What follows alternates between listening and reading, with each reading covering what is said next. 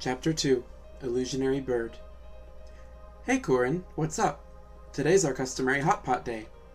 Along with that noise, the door was thrown open. As far as I'm concerned, today's Animal Production Day. Oh, it's you, Marissa? What's the meaning of coming here and claiming this to be a hot pot day? Marissa showed me what she had in her right hand, and there it was, an exhausted-looking red and white lump. Some way from the human village in Gensokyo is the Forest of Magic, and close by this forest is my shop, Kurindo.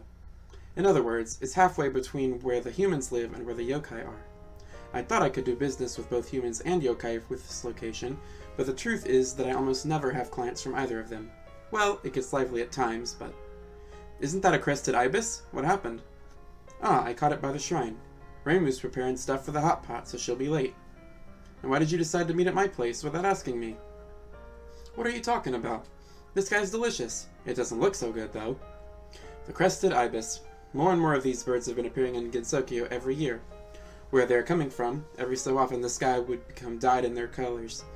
Even so, their meat tastes good, despite their poor appearance. The hot pot, too, would end up dyed in that ibis color, almost a scarlet red. Not a nice way to put it, but it looked like a human hot pot made by a vampire. Well, I guess it's fine, but why a hot pot all of a sudden? Isn't it obvious? Cold days are all about hot pots. Marissa continued to talk about it while going ahead into the kitchen. Well, I just got this ibis by chance, but it was very lively until a while ago. Gensokyo is, quite literally, a place where illusionary creatures dwell. At the same time, the people in the outside world would write off illusionary creatures as nothing more than fantasy creatures. But, of course, illusionary creatures and fantasy creatures are very different kinds of creatures. Fantasy creatures are just another name for delusions, misinterpretations, or misunderstandings. On the other hand, an illusionary creature is one that can only be found in Gensokyo. It goes without saying, then, that both Marissa and I are technically also illusionary creatures. However, the reason behind the sudden proliferation of crested ibises is something I don't understand. Could it be that they have become illusionary birds? That would be unthinkable in the outside world I knew, but then again, too much time has elapsed since then. As much as I try to imagine the outside world from limited literature and old memories, it would amount to nothing more than fantasies. A guess plagued by imagination is no more than fantasy. As for guesses, I rank them among fantasy, delusion, forecast, supposition, and illusion. Sorry for the wait. Marissa is here too, right? I wasn't waiting. It's not like I would even have time to do so, since you girls came so suddenly. Well, of course we came suddenly, but you should be waiting at all times. Isn't this a shop after all? Reimu came just as Marissa said. She was carrying several bags with her, ingredients for the hot pot, I guess. Ah, Reimu. Took long enough. Let's get started with the hot pot. Marissa was stretching out her arm with a feeling of, come on, hand it over to it. I bought everything, yes. Huh? This is red miso. Who told you to bring red miso? I didn't need to be told. The fact is that for ibis broth, it has to be red miso. Hey, the hot pot is already red enough, so we should make it with white miso. Putting red miso in red broth? Are you some kind of communist? It's not like you aren't going to eat it just because it's a different color. Since ibis meat is red to begin with, it shouldn't bother you, right? And white miso, this is not the Genpei War. The two of them were going on about food coloring, but I wasn't listening. On top of that, Marissa was holding the ibis, and every time she gave it a squeeze, the ibis would squawk. It was kind of weird, like the ibis was her yes man. I'm sure she was doing it on purpose. And don't you put red pickles on top of tonkatsu? And what about miso ramen? And don't you put fukujinzuke in curry? I wonder if you even put it in creams too. Having something red in the middle of white is the sign of a Japanese soul.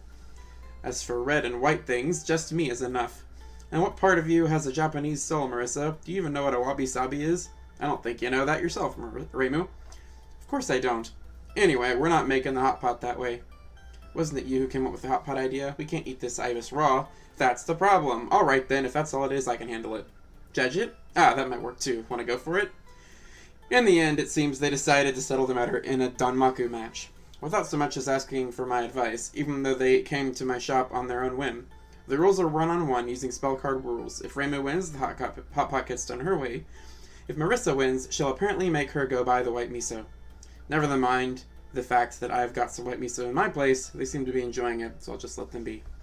Speaking of which, I actually know the tastiest way to cook a crested ibis. Marissa, I'm always telling you, if you're gonna fight, then go outside, right? More importantly, could you handle that for Marissa, Mr. Inosuke? Their objectives seem to have changed already. Whatever the result is, I guess they'll happily eat it however I cook it. I could go as far as to think they arranged the scenario from the beginning, since it always follows the same pattern. Those two are frequently dueling to decide the most insignificant things. On top of that, they lately fight with a lot of flying attacks. It's extremely bright and hard on the eyes. Their duels are always a study in contrast. Against the gung-ho Marissa, Reimu, either on purpose or naturally, fights in a more laid-back style. The duels mostly go Reimu's way, but Marissa doesn't always lose.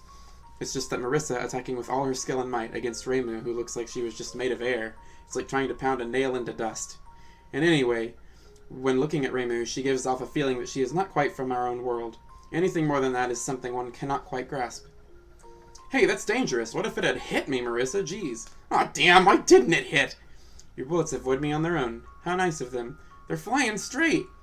Since I could hear their voices, I went to see how things were going. Reimu looked like she would plainly teleport at times, and her bullets would fly guided or in impossible directions. It was kind of unfair. Well then, this nice round ibis looks really tasty. I've never seen one like it before. Speaking of which, Marissa said something that bothered me. Sorry for the wait, we've just made a decision. Ah, you always make me wait like this. I already made the hot pot, with red miso as planned. Gee, you already made the hot pot? What would you do if I had one, Kurin? I would have had you eat the ibis cooked in the tastiest way. The Hakurei Shrine is located on the edge of Gensokyo. And by edge, that doesn't mean only in the physical sense. There's the border between the outside world and Gensokyo.